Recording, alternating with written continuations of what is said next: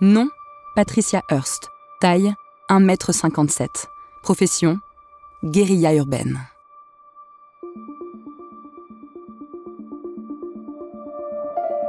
Un scénariste écrirait cette histoire, vous diriez qu'elle n'est pas crédible. Une fille qui se fait enlever par des terroristes et qui finit par les rejoindre? Déjà, c'est gros. Mais si en plus cette fille pèse des milliards de dollars, et qu'à la fin elle braque des banques, qu'elle devient à la fois l'ennemi numéro 1 du FBI et l'idole des jeunes Américains, que son affaire remonte jusqu'à 2 présidents, qu'elle termine dans un bain de sang et que tout ça, ça s'est passé quand elle avait 19 ans, vous n'y croyez pas.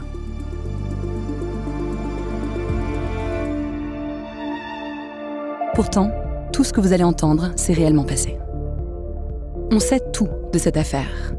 Le dossier du FBI fait des milliers de pages, les journaux ont publié des centaines d'articles, les témoins ont tout raconté. Mais il reste un mystère, elle. Elle était une jeune fille rangée, elle est devenue une terroriste acharnée, avant de dire qu'elle avait agi sous la contrainte. Alors qui es-tu, Patricia Hearst? Comment es-tu passée d'otage à terroriste? Ces banques que tu as braquées, comment peux-tu nous faire croire que tu ne l'as pas fait volontairement?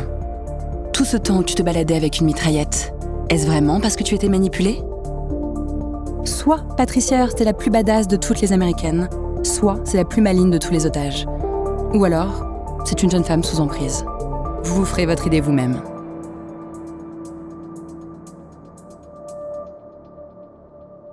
Vous écoutez le podcast Les Héritiers. Épisode 1, l'enlèvement.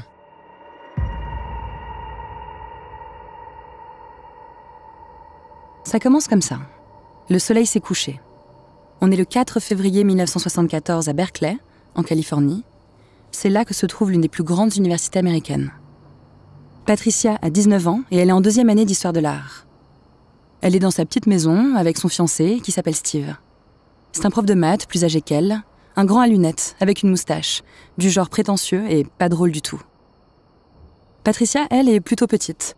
Bien coiffée, raie au milieu, un grand front et toujours un beau sourire, à l'américaine. Ce soir-là, et comme les précédents, depuis plusieurs semaines, Patricia est profondément déprimée. Elle le dira plus tard. Elle a pensé à plusieurs options. S'engager dans l'armée, et même se suicider. Mais ce soir morose d'hiver 74, c'est autre chose qui va changer le cours de son existence. Il est 21h17, on sonne à la porte. Patricia et Steve se regardent. Steve se lève, il ouvre, et il tombe sur une jeune femme qui lui dit « Je suis désolée, je crois que j'ai tapé dans votre voiture, est-ce que je peux utiliser votre téléphone ?» Mais la voiture n'a rien. En quelques secondes, 2 hommes entrent dans la maison. Ils ont des mitraillettes. Le premier met un coup de crosse dans le crâne de Steve. Patricia s'enfuit dans la cuisine. Elle se fait rattraper par la femme qui lui pointe un pistolet entre les yeux. Dans le salon, il y en a un qui cherche le coffre. « On n'en a pas !» dit Steve, effondré sur le carrelage. « Mais prenez mon portefeuille. » Il se reprend un coup dans la tête. Et Patricia voit l'autre homme se diriger vers elle. Il la traîne au sol jusqu'à l'entrée et la maintient face contre terre pendant que sa complice la ligote. « Laissez-nous tranquilles, » supplie Patricia. « Ta gueule, » ils répondent, « ou on te défonce. » Steve se relève, il s'échappe par la porte de derrière, il saute la barrière et il disparaît en abandonnant sa petite amie. Celui qui l'a traînée par terre met Patricia sur son dos comme un gros sac. Elle hurle, mais elle est attachée et impuissante. Qu'est-ce que c'est que ce cambriolage? Ils disent qu'ils cherchent de l'argent, mais ils repartent avec elle. Il y a une voiture qui attend. L'homme ouvre le coffre d'une main, mais le coffre se referme. « Merde !» il dit. Il pose Patricia, va chercher les clés sur le siège avant, il revient, et Patricia n'est plus là. « Merde !» il redit. « Mais elle est où cette conne ?» Il cherche 30 secondes. Elle a réussi à ramper dans le garage et elle se cache. Il la reprend sur son épaule, la met dans le coffre, le claque, la voiture démarre, quelques rafales de mitraillettes. Terminé. Ça a duré 4 minutes.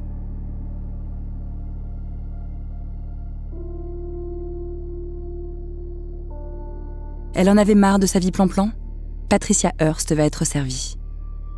Parce que les 3 personnes qui sont entrées chez elle ne sont pas des cambrioleurs.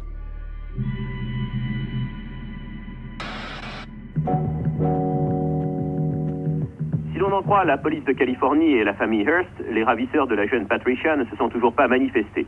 Mais il ne faut pas oublier que dans des cas semblables, le mutisme et la discrétion sont de rigueur. La nouvelle fait le tour du monde. Bien sûr, c'est une scène choquante, mais tous les enlèvements ne font pas autant de bruit. Ce qu'il a de particulier, celui-là, c'est le nom de l'otage. Hearst. 6 lettres qui riment avec milliards de dollars. Le grand-père de Patricia s'appelait William Hearst, mais son surnom, c'était le chef. Il a construit un empire. Il a racheté des dizaines de journaux, des stations de radio et des chaînes de télé. Il a amassé une fortune gigantesque avec des médias populistes. Des articles sensationnalistes, des images qui choquent. Hearst a compris que pour rallier le public à une cause, il ne faut pas dire la vérité, il faut raconter des histoires. Avec son argent, il achète des idées.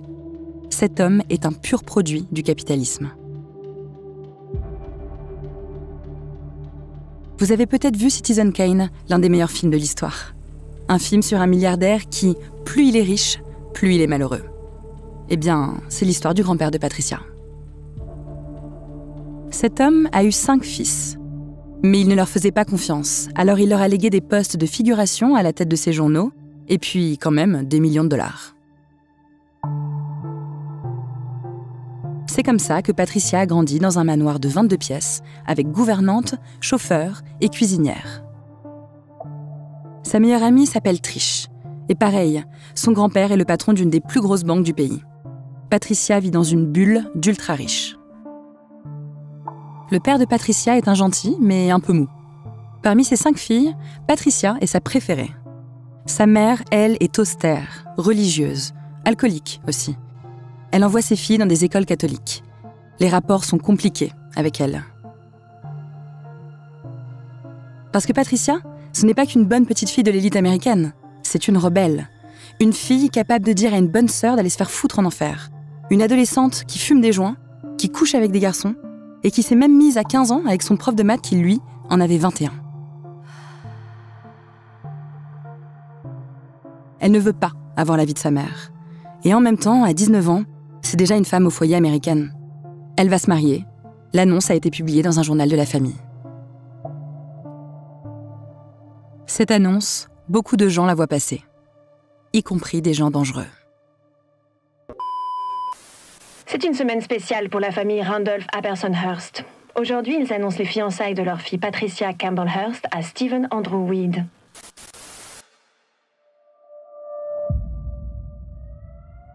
Dans l'appartement de Patricia, après l'enlèvement, la police trouve quelque chose de sinistre. Des balles de calibre 38 avec du cyanure dedans, un poison très puissant. C'est la signature de l'ALS, l'Armée de Libération Symbionnaise, une organisation terroriste apparue quelques mois plus tôt.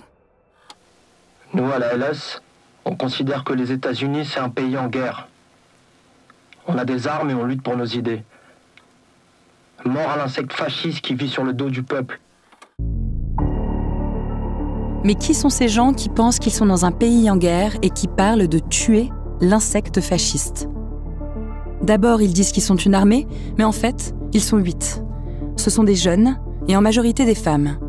Le plus vieux, le chef, n'a que 30 ans. C'est un détenu en cavale, un Afro-Américain qui s'appelle Donald DeFries. Les autres, ce sont des blancs, des étudiantes, des étudiants. De la classe moyenne, il y en a un qui faisait des études d'archéologie, 3 qui faisaient du théâtre, une qui voulait devenir poétesse et une autre qui était travailleuse du sexe. À part Donald DeFries, aucun d'entre eux n'a de casier.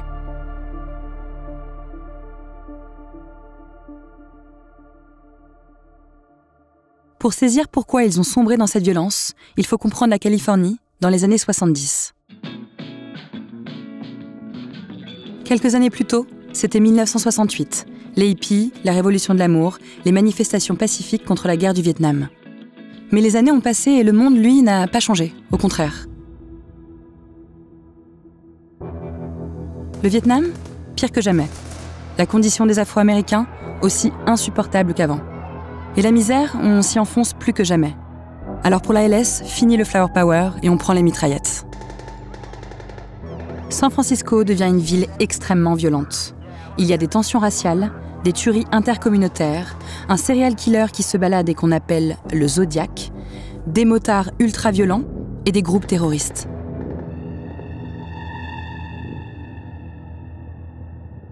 L'armée de libération symbionnaise en fait partie. Pourquoi symbionnaise? Ça vient de symbiose. Bon. Et leur logo, c'est un cobra qui a 7 têtes. Pourquoi pas? Ils se disent antiracistes, anticapitalistes et féministes. Et ils pensent qu'ils peuvent être l'étincelle d'une grande révolution. Alors, ce qu'ils veulent, c'est qu'on parle d'eux.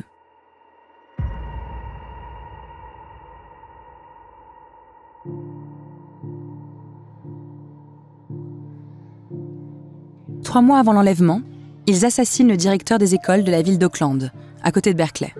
Un homme noir qui s'appelle Marcus Foster. Face à la montée des violences, cet homme avait accepté de placer des vigiles de sécurité devant les écoles. Pour l'ALS, ça fait de lui un fasciste. Il lui tire dessus avec des balles remplies de cyanure. C'est un meurtre horrible et complètement inutile. Alors, dans l'ALS, on se dit qu'il faut peut-être faire des choses plus modérées, entre guillemets. Des enlèvements, par exemple. C'est vachement modéré, les enlèvements. Et il y en a un qui tombe sur l'annonce du mariage de Patricia Hearst. On veut faire parler de nous? Alors, on va enlever l'héritière de ceux qui détiennent la presse.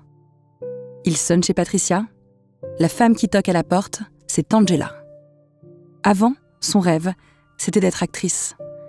Celui qui embarque Patricia, c'est Bill. Il revient du Vietnam, ça l'a traumatisé. L'autre, qui cherche le coffre, c'est Donald DeFries.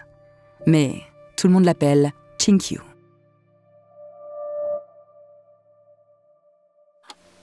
Mon nom c'est Chinkyu. Je suis général en chef de l'ALS et je passe un message au nom de l'organisation pour vous garantir que Patricia Hearst est en vie et en sécurité. 8 jours après l'enlèvement, la presse reçoit une cassette avec la voix de Chinkyu.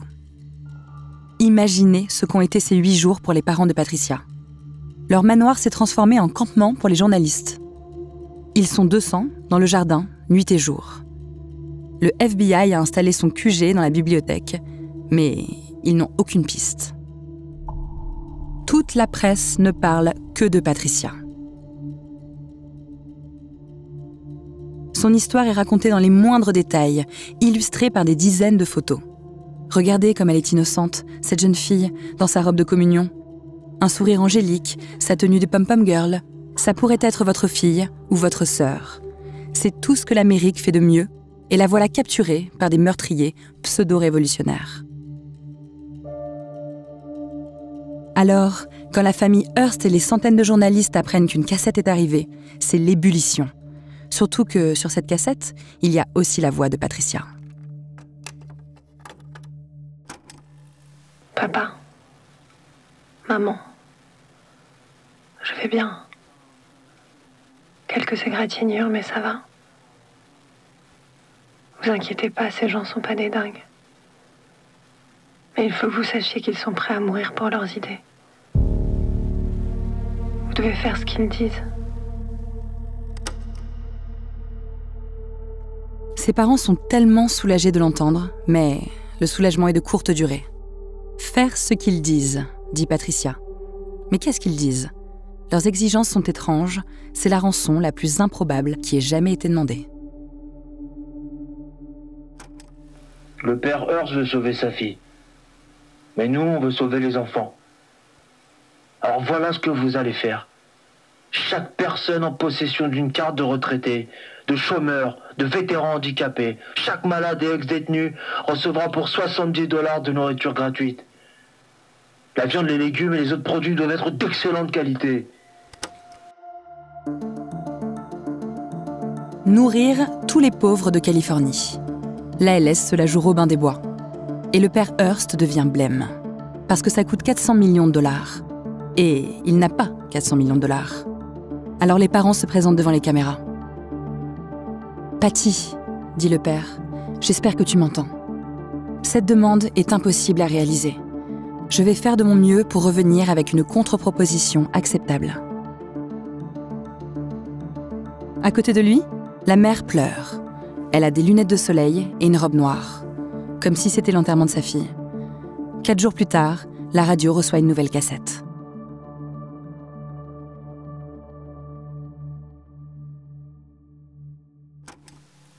C'est vraiment déprimant d'entendre les gens parler de moi comme si j'étais morte. Quand tout le monde croira ça, ça donnera une excuse au FBI pour débarquer. Et j'ai vraiment pas envie de mourir comme ça. Maman, s'il te plaît, arrête de faire comme si j'étais morte. Rien à voir avec le premier message. On ne sait pas où est Patricia, mais son attitude change. Si elle a vu sa mère, c'est qu'elle a la télé. Et elle dit quelque chose de bizarre.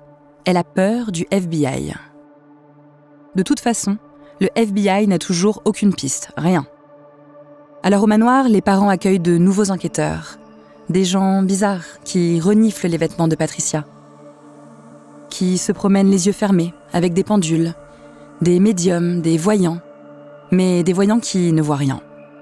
Pas le choix, il faut accepter la demande de la LS. Il faut donner de la nourriture aux pauvres. En quelques jours se met en place un des plus extraordinaires programmes humanitaires de l'histoire. Des centaines de volontaires arrivent, de la nourriture afflue de tous les États-Unis et dans un immense hangar, on prépare les cartons. On imprime le logo de la LS dessus et on met du poulet rôti, des œufs, des steaks, des macaronis, du fromage, des légumes et des patates. Puis on envoie les camions. La télé filme les gigantesques files d'attente. Ils sont des dizaines de milliers. L'Amérique découvre ceux qu'on ne montre jamais. Les mendiants estropiés, les vétérans ravagés, les mamans noires dans la galère, les Mexicains qui crèvent de faim.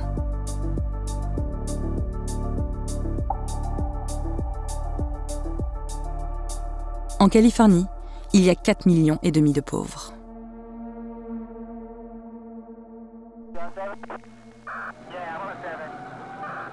Mais les distributions dégénèrent. À Oakland, la foule s'impatiente. Ils attaquent le camion. Les bénévoles leur balancent les cartons dessus, ils leur jettent des poulets rôtis au visage. C'est le chaos. Il y a 21 blessés.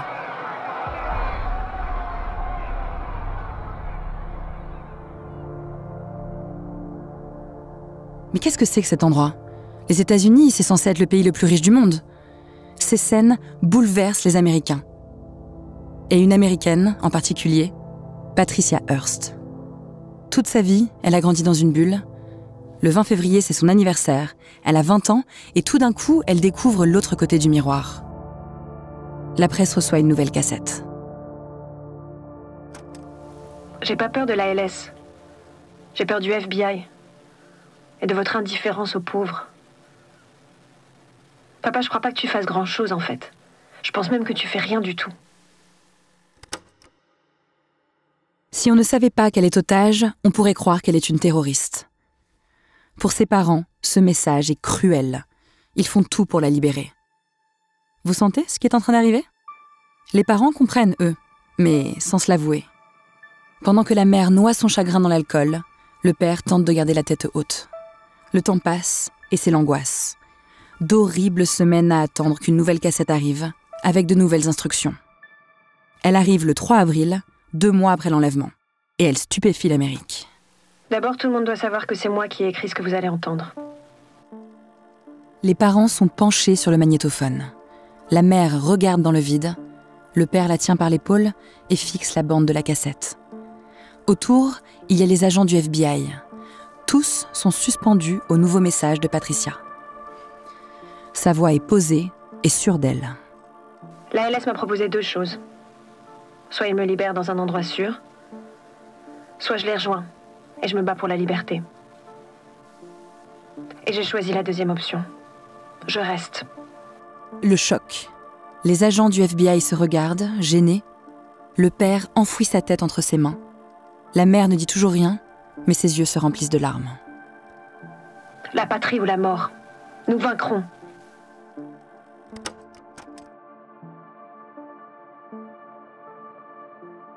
C'est la devise de Che Guevara. Les agents du FBI regagnent leur QG. Désormais, ils ne recherchent plus Patricia pour la sauver, mais pour l'arrêter. Mais que s'est-il passé ? A-t-elle été forcée d'enregistrer cette cassette ? Quelques jours plus tard, une photo arrive. Elle lève les doutes.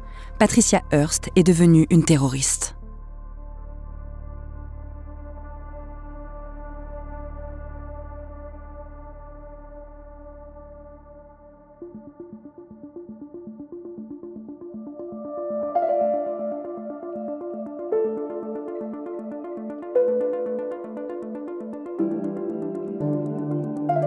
C'était le premier épisode du podcast Les Héritiers, consacré à Patricia Hearst. Un podcast original Énergie, produit avec l'Acme Productions. Écriture, Romain Weber. Réalisation, composition musicale et mixage, Nicolas Mollet. Avec les voix de Margot Guillemard, Olivia Ross et Mathias Tyran. Retrouvez la série Les Héritiers sur le site et l'application Énergie, rubrique podcast, et sur toutes les plateformes d'écoute. Si cette histoire vous a plu, n'hésitez pas à nous mettre des étoiles et à la partager autour de vous.